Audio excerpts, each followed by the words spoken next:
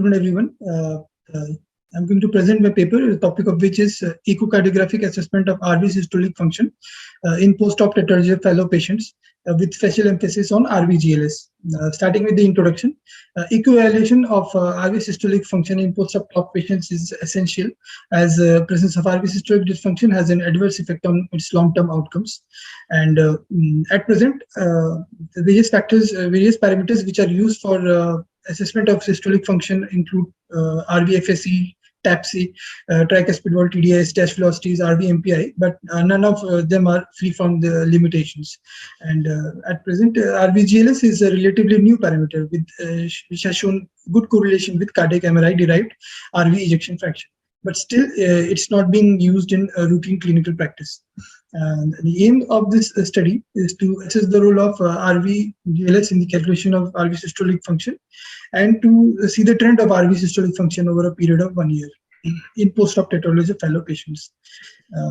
This was a single-center prospective observation study done in Fortis Escorts Heart Institute, New Delhi, in which 90 patients were included from August 2018 to May 2019, and the patients were reassessed after a period of 1 year.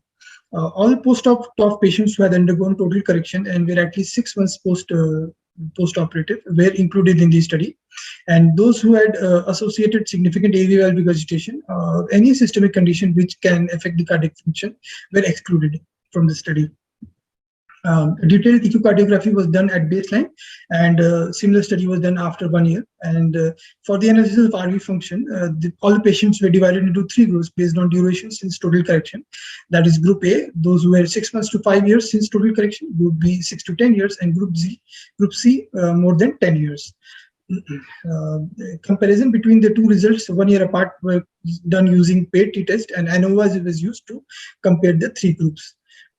Coming to the results, a total of 90 patients were included in the study, of which 78.8% were male, and the mean age at total correction was 3 years plus minus 2.9 with range of 5 months to 15 years. Coming to the table, which shows the total number of patients with RV systolic dysfunction according to each parameter. As we can see, RV-FSE shows the least, that is around 8.8% during both the follow-up periods, whereas the rest of the 3 parameters, they showed around 50 to 75% patients having RV systolic dysfunction. Now, in group-wise analysis, we can see that there was a statistically significant increase in RV systolic function using all the 4 parameters with p-value less than 0.01, showing a significant increase in the systolic function. But in Group B and Group C patients, there was similar RV systolic function in both the follow-up periods with no significant difference in any of the parameters which were used. And coming to the discussion, the number of patients with RV systolic dysfunction was significantly higher when TAPSE and TDIS dash velocities were used as compared to RV-FSE, that is 50% around versus 9%. And similar findings were seen in study done by Nair et al. In 2013, where all patients had normal RV function by RV-FSE, but when using tricuspid wall TDIS dash velocity, all had asymptomatic RV dysfunction. This can be due to the presence of RV hypertrophy in post-op patients, where the radial fibers start to predominate over the longitudinal ones, and those parameters like TAPSE and TDIS dash velocity, which solely measure longitudinal function, show falsely low values.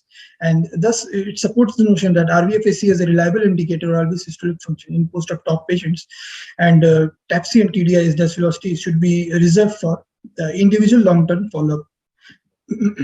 Coming to the role of GLS, mean GLS during both the follow-up periods was -23 plus minus -3% in this study, and we could find only 7 studies which used RV-GLS in post-op patients which belong to the pediatric age group. And in only 1 study which was done by De Lorenzo et al. In 2018, they studied the trend of RV-GLS in the pediatric age group. So to the best of our knowledge, this present study is the only Indian study which analyzed RV-GLS in post-op patients and to observe its trend over a period of 1 year. Also, the sample size in our study is more than any previous study done. This is a table which shows the various 5 of the 7 studies I've shown over here, and you can see the study done by Lee et al. Shows 67 number of patients, but still in our study we had 90 patients during both the follow-up periods, which is higher than the previous studies. In our study, it was seen that RV-GLS showed RV systolic dysfunction in a significantly higher number of patients than RV-FSC, that is around 57% versus 9%. This suggests that RV-GLS detects systolic dysfunction even before the RV-FSC starts to decrease.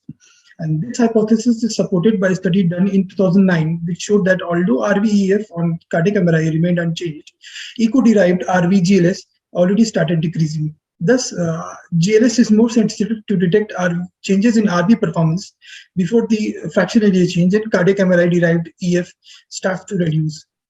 In the assessment of the trend of RV systolic function, in Group A patients, a statistically significant increase was seen over a period of 1 year, but in Group B and Group C patients, the RV systolic function was comparable, thus suggesting the RV systolic function improves and the effect of post-op hemodynamics fade off. And this change was seen in all the 4 parameters which were assessed. Coming to the limitations of the study, the GLS software which was used in our study was originally designed for left ventricle. In conclusion, RV-FSC and RV-GLS were the only 2 parameters found in the study which were reliably predicted RV systolic function. And type C and TDI's dash velocity can be reserved for longitudinal follow-up.